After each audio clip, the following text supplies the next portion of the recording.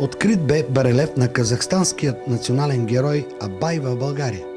Паметникът на поета е поставен в град Свети Влас, наред с националните герои от други европейски страни. Барелефът на великият син на Република Казахстан, основоположник на казахската писмена култура, бе открит на Черноморското крайбрежие в град Свети Влас по повод 175-та годишнина от рождението му по стар стил. Под скулптурата е написана неговата мисъл: човекът е дете на времето си и ако той е лош, са виновни и съвременниците му. На церемонията присъства посланникът на Казахстан в България Темиртай Избастин.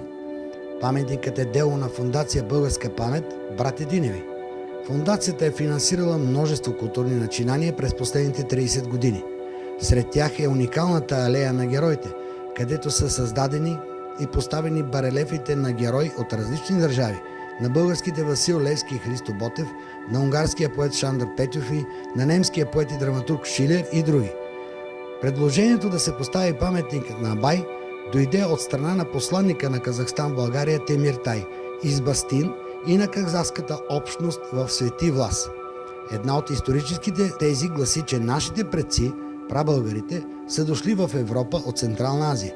Затова решихме и барелефът на Абай да бъде част от алеята на народите, каза на церемонията по откриването Стоян Райчевски, писател и директор на фондацията Българска памет Братя Диневи.